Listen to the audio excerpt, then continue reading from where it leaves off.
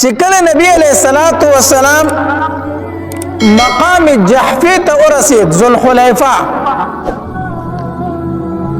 نو انت سره حضرت عباس رضی الله تعالی عنہ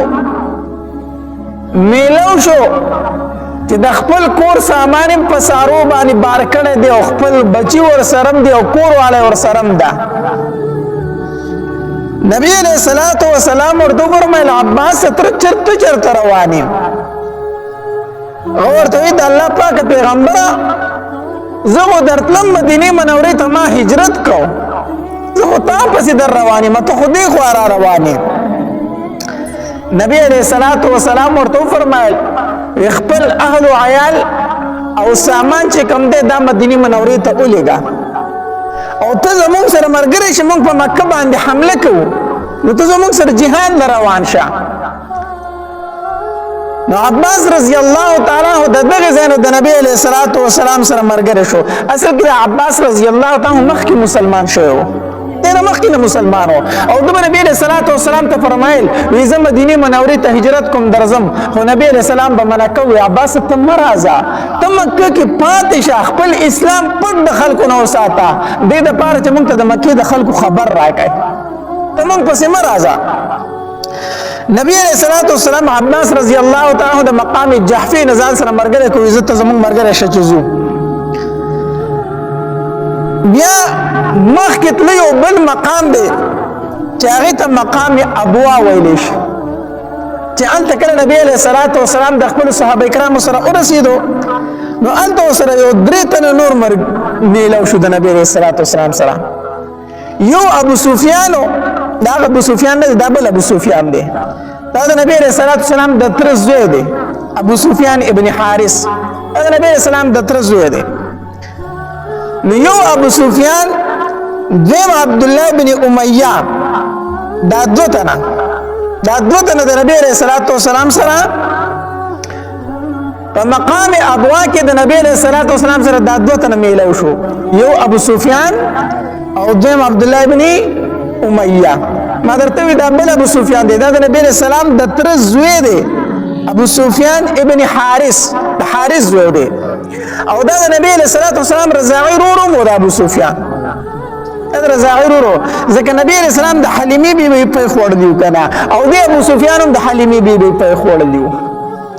نو دا دواړه رضاعی ورو مو نو د نبی علیہ السلام د تر زوی مو رضاعی ورو مو او دا د نبی علیہ السلام د وړوکوالي ډیر سخت ملګری و داسې ملګری و چې نبی علیہ السلام بچرته و نو دی به ورسره و داسې کنه په دې وړوکوالي کې مرګتیا وي د هلکانو کنه نو دې ملګري وو د تر زامن مو ملګري مو چې چېرته به نبی علیہ السلام هلته به سره د ابو سفیان خامخا موجود و داسې مرګتیا و ډېر یو بل باندې مین و خو چې کله نبی علیہ الصلوۃ والسلام د پیغمبرۍ دعوه وکړه کنه نو د ټول نه سخت دشمني د ابو سفیان شو او داسې دشمن شو د نبی علیہ الصلوۃ والسلام چې د نبی علیہ السلام خلاف اشعار به جوړول بیا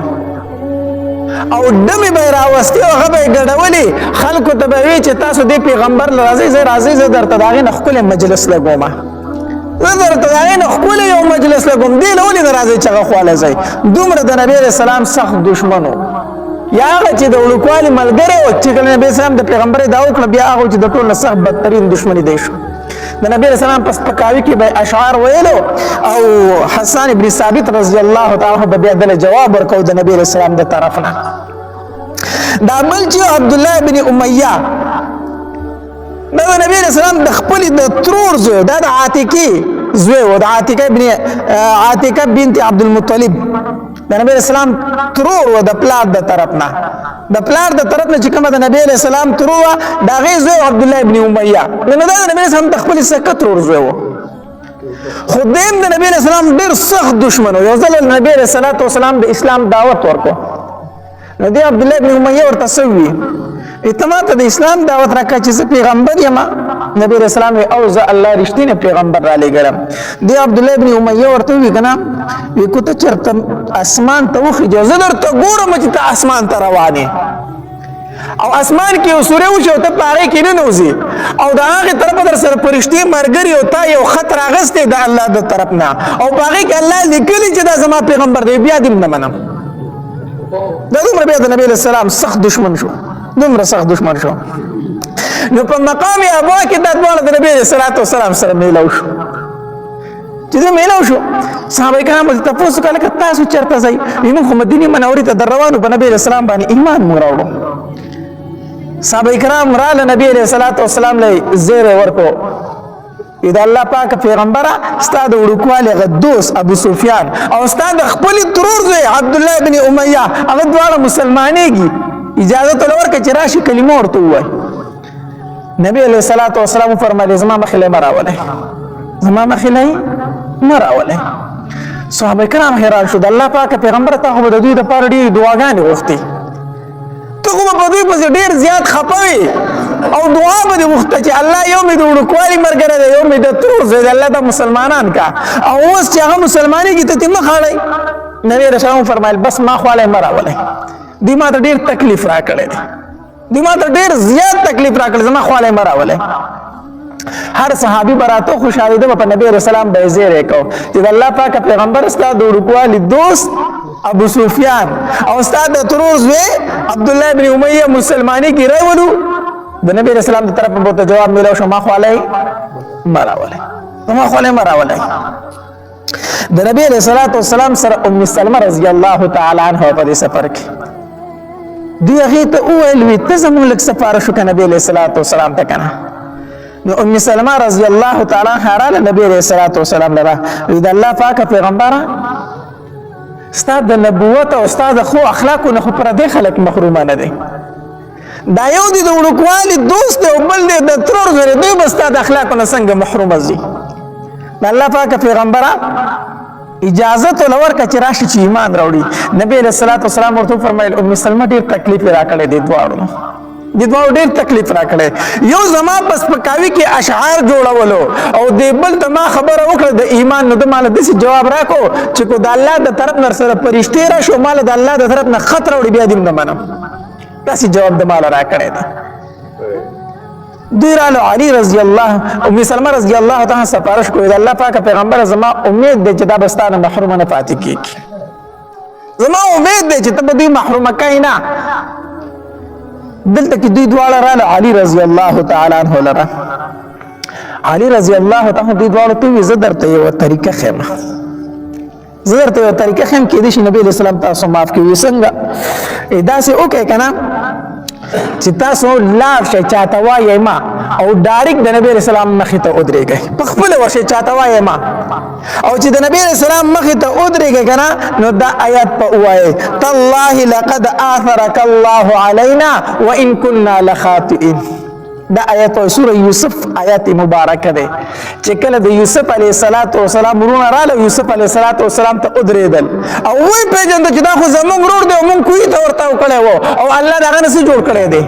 بادشاہ او پیغمبر ته جوړ کړی دی د ملک بادشاہ دی اوس مونږ کوی ته ورته کړی وو ضرور وی تالله لقد آثرك الله علينا وان كنا لخاطئين قسم په الله الله ته په مونږ باندې غوړه کړی مونږ خطا کړو الله غوړه کړی په مونږ باندې مونږ نه خطای شوی دا ویلار شه د نبی رسول الله وړاندې مبارک وړاندې ودرېږي د نبی رسول الله او د آیت مبارکه تاسو وایي ابو سفیان چې څنګه راغی نبی رسول الله ته مخامخ ودرېد کنه د آیت وی تالله لقد آثرك الله علينا وان كنا لخاطئين قسم په الله د الله پاک پیغمبره الله ته په مونږ غوړه کړی خو مونږ خطا کارو مونږ نه پوهیدو چې کله دا آیت اولوستو نبی علیہ السلام چې ورته څنګه وکتل نو نبی علیہ السلام باندې جواب ورکو ویلا تسریب علیکم اليوم پتا سو هیڅ ملامتیا نشته دی یغفر الله لكم وهو ارحم الراحمین الله به تاسو ته بخنو کې الله ډیر رحم کوونکی دی زه تاسو مسلمانان شوي ګوره نبی علیہ السلام بچ څوک ورته مخامخ راغی دا نبی علیہ السلام مخ مبارک نشو ټینګول ورته نبی رسول الله ورته فرمایي لا تسریب علیکم اليوم پتا سو اس ملامت یعنی نشته خیر دی به ما ته خو ارسه ویلی ما معاف کړی بیا او نبی علیہ الصلوۃ والسلام ورته فرمایل الاسلام يخدم ما كان قبله تاسو چې مخکې ما سره سکړی دی اسلام هغه ارسه تاسو ختم کړو هغه ارسه تاسو ختم شو د اسلام د وجه نه ټول ګناهونه درته الله معاف کړو دی ابو سفیان بیا د نبی علیہ الصلوۃ والسلام په مدح کې اشعار وایي په مدح کې بشار ول او دی به د نبی صلی الله علیه وسلم مخامخ نه راتو نه براتو نبی رسول الله نه څنګه څنګه ته ګرځیدو او هغه کې نبی رسول الله بوله د جنت زیری ورکول اے ابو سفیان اے زما د وړوکوالي مرګریا اے زما رضایر ته خو جنتی نبی رسول الله بوله د جنتی زیری ورکاو خدای به شرمېده په خپل کړو باندې دوم رستو مان او دا رنګي عبد الله ابن ابي اميه دغه د نبی رسول الله والسلام نه چرته دې په ژوند کې هم د نبی رسول الله ته په بار بیان دي کتلی چې کوم ځای کې نبی رسول الله او د رسول الله خطه قتل د خپل ملامتي او د نبی رسول الله ته په بار بیان وکتلی بهر حال لار کې ورسره دوی میلاو شو د دواړه ملګری د دواړه صحابه کرام ابو سفیان او عبد الله ابن ابي اميه دوی مسلمانان شو د نبی رسول الله والسلام سره روان شو نبی علیہ الصلوۃ والسلام خو د رمضان مبارک میاشت پر لسم رمضان دی روان شي وو د نبی علیہ السلام او د صحابه کرامو روزه وا خو چې یو ځای ته ورسېدل نو په نبی علیہ السلام باندې په خپل هم او په د صحابه کرامو باندې هغه روزه ډیره ګرانه شوه ځکه یو ګرمي وا دویم جهاد ته روانو نو کمزورتیان په بدن کې راتله نو چې نبی رسول الله او کتل چې زما صحابه کرام د روزي د وجې نه کمزوري کیږي نبی رسول الله صحابه کرام ته فرمایل روزه ماته کوي روزه تاسو څه کوي ماته کوي ځکه حدیث مبارک راځي ليس من البر الصيام في السفر دا نیکی نه چې ته په سفر کې روزه ونیسي دا نیکی نه چې په سفر کې ونیسي روزه ونیسي نو نبی رسول الله صحابه کرامو ته فرمایل په خپل روزه ماته کړه صحابه کرامو ته فرمایل تاسو روزه څه کوي ماته کوي ځکه jihad لرواني کمزوري کیږي روزه اس په نبی رسول الله صحابه کرامو څه کړه ماته کړه د امام ابو حنیفه رحمه الله مذهب دا دی چې کو سفر د مشقت وي تکلیف والا سفر وي نو پای کې تر روزه خولې شي بیا چې کله کوجه شي دا غي بسره وګرځي قضا بر وګرځي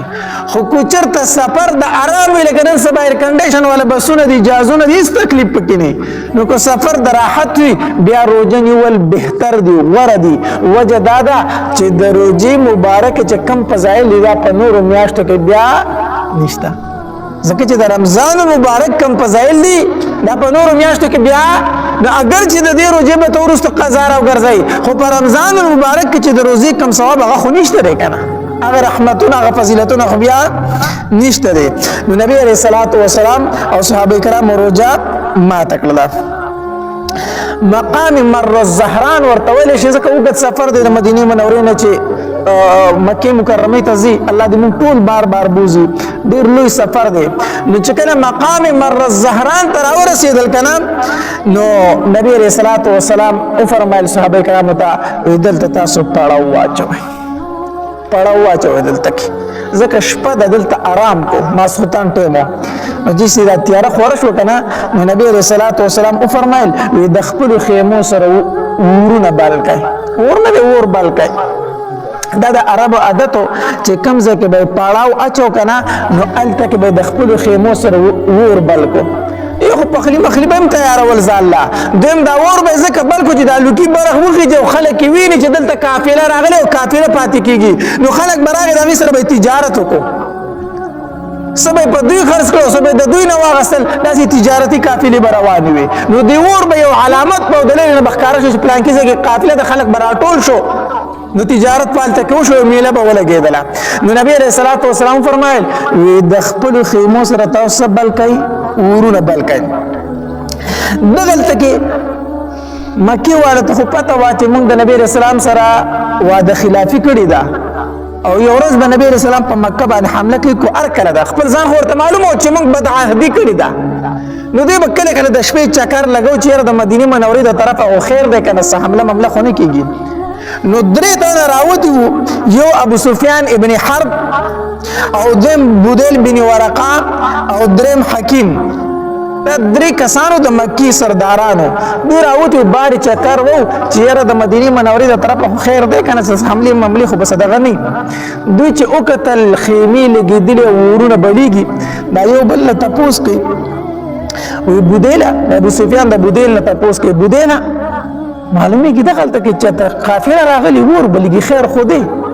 نو دا ابو دل ورته وی دا د بنو خزاعه او لخر دی هغه دغلته تیریږي د بنو خزاعه او لخر دی په دغه طرف باندې تیریږي نو ابو سفیان ورته وی ابو دل لک د عقل لک کار واخله بنو خزاعه دومره زیات ته خو دی خیمو دی ورونو ته وګوره کنه هغه دومره زیات دي او چې ډېر خلک د ټول ملک د اور نه ډک دی وزه چې لکه تماشا وکړو خو ور شو کنه چې لږ ورنږدې شو د نبی علیه السلام صحابه کرامو هغې چوکیداري کوله دا درې واړه ونیول ګرفتار یې کړو چې ونیول بس یو ابو سفیان یې ونیو دویم بودیل بن ورقه او دریم حکیم دا درې واړه ونیولو چې ونیول عباس رضی الله تعالی مسلمان شو کنه دلته سره کسان خبرې کوي څوک وي وجنو څوک وي نبی علیه السلام خواله بیا دا خبرې ورسره کوي په دې کې دغه تیرې عباس رضی الله تعالی عنہ عباس رضی الله تعالی په خچره باندې سور دی نو چې خبرې ووري دی ویره دا خبرې خو د ابو سفیان دی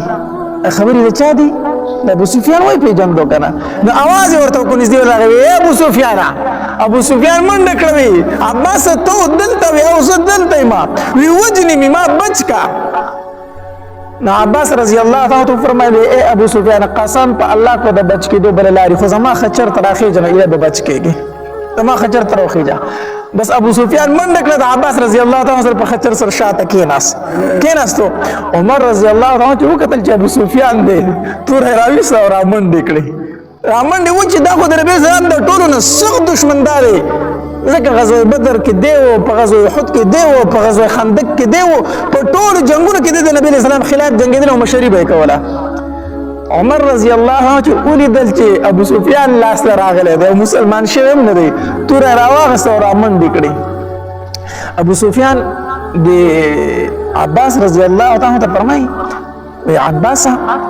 دا پوری خو عمر نه دی را روان دی وی قسم په الله زما د مرګ دپاره را روان دی زما د مرګ دپاره را روان دی جو عباس رضی الله عنه خچر په منډه کو عمر رضی الله پیدلو عباس رضی الله په خچرو د په منډه اغسته دی نو د شاه علی او عمر आवाज وکړو وی عباس قسم په الله له ګودري کې د خدای نبی اسلام ډیر سخت دشمن دی زمانه چرته زغلای او کو د نبی اسلام خاله دی موس بیا زما په لاس نه راځي ځکه چې د مسلمانېږي او نبی اسلام ول پناه ورکي خو د نبی اسلام د رسیدو مخکې لګي مال راکې چې به خپل تور لګه ساړه کبا عمر رضی الله عنه سي منډي وخي عباس هم په منډه غسته دي هغه ازغلي عمر نه ته منډي وي حتی در دې چې د نبی اسلام خواله ورسو اذا الله پاک پیغمبر ابو سفیان دی را سره نبی علیہ الصلوۃ والسلام ورته فرمایل ښا ابو سفیان دی او دې کم ځای وستا ملګرو گرفتار کړی دی استمرګرو څه کړی دی گرفتار کړی دی نبی علیہ الصلوۃ والسلام ابو سفیان ته وویل ابو سفیان ایمان راوړه زه درته وسوم ایمان راوړه اگر چې زما ډېر سخت دشمنی اگر چې زما ډېر صحابه کرام ستاسو د لاسه شهیدان شوي دي خو اوس درلم دعوت درکوم ایمان راوړه حدیث مبارک کې راځي نبی علیہ الصلوۃ والسلام فرمایي د زرو کافر قتل کول دا ما ته خوښ نه دي بلکې ما ته خوښ د یو تن مسلمانېدل دي زه دا نه خوښوم چې زر کافر دې قتل شي زه ډېره مینه د دې سره لرم چې یو کافر دې مسلمان شي د دې سره مینه لرم ابو سفیان زه درته وایم چې مسلمان شه ابو سفیان نه مسلمانېدو انکار یې کوه هغه نور دوه ملګري چې کوم ورسره بودیل ابن ورقه او حکیم هغې خو ایمان راوړو خو نبی علیه السلام ته څنګه مخامخ شو کلمه یې وویل مسلمانان شو خو د ایمان نه راوړو اوس عمر رضی الله عنه ته سیټ ټوله دې توره دې ایستلې ده د الله پاک پیغمبر دې نه مسلمانېږي او داسې موږ بیا نه راځي زما دې تورې په حواله کا بار دا خبره کوي عباس رضی الله عنه په عمر رضی الله عنه په دې سر راوړو ګرځېدو ته عمر غلی شه کو ستاسو قبيله سره بیا بریدانه ویل چې وجنه وای ګوره دا ته کو کو ستاسو خاندان او ستاسو قبيله سره بیا بریدانه ویل چې وجنه وای خدا زمونږ د قبيله سره ځکه بار وای چې وجنه وای عمر رضی الله تعالی عنہ عباس رضی الله تعالی عنہ کتل وی عباس وی زما پلار خطاب نه دی خطاب وی قسم په الله چې ستا په ایمان ز څومره خوشاله شوم کنه کو دومره زه د خپل پلار په اسلام هم خوشاله شوم وی چې زه خبر شم چې عباس مسلمان شو ما ته دومره خوشحالي رااله کو خطاب مسلمان شوی زما پلار زه دورونه خوشحالېدم وجه دا ده که نه چې ته د نبي علیه السلام تره او ستا په ایمان باندې نبي علیه السلام ډېر خوشحاله شو نو چې ما وکتل چې د نبي علیه السلام تره مسلمان شو او نبي علیه السلام خوشحالېده که نه ما ته هغه خوشحالي ډېر محبوب ده زما زړه خو داسې دی نور چې ته راته څه وایي نو هغه راته وایه نو زه دې د دې وجې نه وژنم چې دا زما د قبیلې نه دی زه دې د دې وجې نه وژنم چې دا د نبي علیه السلام ډېر سخت دشمن دی نبي علیه السلام عباس رضی الله تعالی عنه فرمایل ای عباس د خپلې خیمې ته بوځه هلته به شپه وکړي د ابو سفیان ځان سره بوځه هلته به شپه وکړي که دا صحابه کرام یې ګورې پرېږدي نه نو ده ځان سره بوست خپلې خیمې ته نو عباس رضی الله عنه د ابو سفیان ته دعوت ورکوي وایي ابو سفیان مسلمان شه ټول عمر مو ګټو ته او لوټو ته او بوټو ته سجدې وکړې څه یې راکړو بوتانو ته سجدې وکړو څه خو ته وموندل مسلمان شه او تا ته هم پته ده چې دا رښتینی پیغمبر دی او ما ته هم پته ده چې زما د وراره رښتینی پیغمبر دی ولې په ایمان نه راوړي ابو سفیان ورته په جواب کې څه وایي عباس ډېره خفته راته ده چې رښتینی پیغمبر دی ښه راته علم دی ولې نه پوهېږم چې رښتینی پیغمبر دی ولې ایمان نه راوړي مړی څنګه ایمان راوړم غیرت راله اجازت نه راکوي غیرت لره اجازت نه راکوي زه اوس په دې ایمان راوړم دا خلک به څه وایي زمونږ د پښتو غیرت دی که نه زمونږ د پښتو غیرت دی مړه وایي دا کروړ مې دې پسې نورې تاوان شي خو دا کار نه کومه زمونږ د پښتنو دا غیرت دی که نه ته به یو سړي ته په جرګه کې سوال کوي منت کوي دا به ورته ووایي چې هلکه ستا پکې پیدا ده دا کار ولې نه کوي مولي صاحب د پیدې نه زما دې پسې یو کروړ نورې تاوان شي خو نه یې کومه نه یې کومه ولې نه که بس ما له غیرت دا اجازت نه راکوي نو هغه د هغې هم هغه د جاهلیت غیرت و د جاهلیت غیرت و وایي ښه راته پته ده چې رښتینی پیغمبر دی رښتینی پیغمبر دی ایمان ولې نه راوړې مړه نه زه به د خلکو سره سترګې څنګه مخامخ کوم چې زه په دې ایمان راوړم په دې ایمان راوړم به هر حال عباس رضی الله تعالی عنه قایل نه کړو په دې خبره باندې په دې خبره قایل نه کړو چې ایمان راوړه سهار شو بیا ورسره عباس رضی الله تعالی عنه ملګری دی وایي راځه نبي علیه السلام خوا له ځو خو چې څنګه را روان دی په نبي علیه السلام سترګې ولګېدې که نه نو بې اختیاره یې وي اشهد ان لا اله الا الله و اشهد ان محمدا عبده و رسوله ایمان یې راوړ ابو سفیان مسلمان شو چې مسلمان شو ابو سفیان عباس رضی الله عنه نبی علیه الصلاة والسلام ته فرمایل وایي د الله پاکه پیغمبره د ابو سفیان چې دی د مکې سردار دی د مکې مشر پاتې شوی دی نو دته دا فخر لږ خوند ورکوي دا خوښوي چې ما ته لکه څه یو امتیازي غونته شان وی لکه دا خبرو سره لږه مینه ده نو دته یو عهده غونته که ورکړي چې دی پرې خوشحاله شي نبی علیه الصلاة والسلام وفرمایل وایي څوک چې د ابو سفیان کور ته په مکه کې داخل شو هغه ته امن دی هغه ته څه دی امن دی دا ورته نبي اسلام یو عزت ورکو که نه د ابو سفیان کور ته چې په مکه کې څوک داخل شو هغه ته امن دی هغه ته به موږ هېڅ نه وایو ابو سفیان ورته وایي د الله پاکه پیغمبر زما کور خو دومره دی نه چې ټول خلک پکې داخل شي خو لږ کسان به داخل شي هغه نور به چېرته ځي نو نبی علیه السلام وفرمایل وایي څوک چې حرم ته داخل شو هغه ته هم امن دی هغه ته به موږ څه نه وایو د الله پاکه پیغمبر حرم خو هم دومره غټ نه دی ټولې مکې خلک خو پکې نه راځي ته بس خلک داخل شي نو بیا دا نورو نبی علیه السلام وفرمایل وایي چا چې په ځان پسې د خپل کور ور بند کړو هغه ته هم امن دی هغه ته هم څه دی هغه ته به هېڅوک نه وایي که ایمان راوړي او که نه راوړي خو چې په ځان پسې د کور ور بند کړو دته به صحیح امن وي ابو سفیان اوس خبره لږ ټیک شو خلک د بازار پسې د ورونه بند کړي که نه که ایمان راوړي که نه راوړي ورونه دې بند شي امن به ورته څه شي حاصل شي به هر حال نبی علیه الصلاة والسلام بیا نبی علیه السلام عباس رضی الله عنه فرمایل د ابو سفیان یو غونډکۍ ته وخېجوه چې دا ټول صحابه کرام یې ویني چې څوک ورته څه ونه وایي ځکه چې هر سړی د قبیلې د مکې سردار ابو سفیان د هر سړی د په مرګ پسې ګرځي نو دې غونډکۍ ته یې وخېجوه چې دا ټول مجاهدین یې ویني چې څوک ورته څه ونه وایي چې پته ورته ولګي چې دا مسلمان شوی دی وایي ټیک شو راځه نو ابو سفیان ځان سره داسې یو غونډۍ ته وخېجو عباس رضی الله تعالی څخه ودرېدو نو داسې قافلې را روانې دي یو قافله را روانه ده د مجاهدینو د صحابه کرامو او د یو امیر د هغه جنډه نیولې ده مهاجرینو قافله راله او دا غین مشر چې کوم مخه ته امیر روانو هغه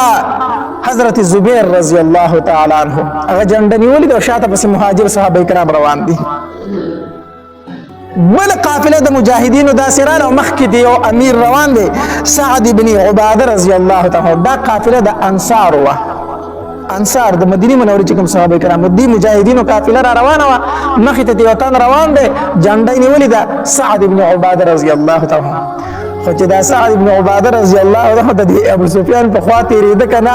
او دته داسې وکتل هغه ته پته و چې دې سړي زموږ پیغمبر ته ډېر تکلیفونه ورکړي دي نو په ډېر جذبه کې راغی نو چغې وویله الیوم یوم الملحمه نن به د جنګ ورځ ده د جنګ موږ به نن غوښې پرې کوو الیوم یوم الملحمه نن د جنګ ورځ ده ته به ګورې چې موږ نن څنګه جنګ کوو ابو سفیان ویرېدو وی دا څوک دی عباس رضی الله تعالی تاسو کو دا انصار دي کنه دا خو ډیر غوسه دي دا خو ډیر غوسه دي په دې کې قتل چې بل ډله را روانه ده په هغه کې هغه کسان روان دي چې ټول اسلحه چولي بس دا سره روان دي نو ابو سفیان داسې ویریدو د عباس رضی الله تعالی تاسو کو عباس تاسو کرا روان دي دا انصار او مهاجر شریک را روان دي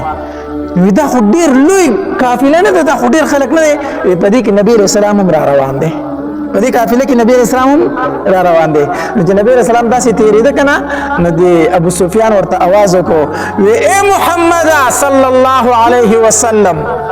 وی تا د خپل صحابه کرامو ته حکم ورکړی دی چې خپل خاندانونه په قتل کې نو مکه خلک ټول قتل کې نبی رسول الله فرمایل نه ما خدا حکم نه دی ورکړی چاته چې تاسو مکه خلک قتل کړي نو دا ما سعد بن عباده سوي ويسوي هغه چې اليوم يوم الملحمه خدا جنگ ورځ ده نبی له صلوات و سلام فرمایل اذا سعد بن عباده نه جنډه واخلای د سعد بن عباده نه جنډه واخلای خیر بل چې علامه ورکوي دا قیس چې کمزوی دی غلې ورکوي هغه زویله دا جنډه ورکه خدا نه جنډه واخلای هغه زویله جنډه ورکړه بهرحال نبی علیہ الصلوۃ والسلام مکی مکرمه ته روان دي دا ځخرته بیانات اوریدلو لپاره زموږ یوټیوب چینل واجد اسلامیک سټوډیو سبسکرایب کې پدې بتاو ته ان شاء الله ولغزیز خسته واقعګان او بیانات ملایويږي او د غنټې د نشان در سره کلیک کړئ تاسو ته آینده نوې ویډیوګانې مخې درازي او د خپل ملګرو سره لازم د ثواب په نیت باندې شریک کړئ او په کمنټ کې ماشاءالله سبحان الله لازم ولیکئ ډېر مننه والسلام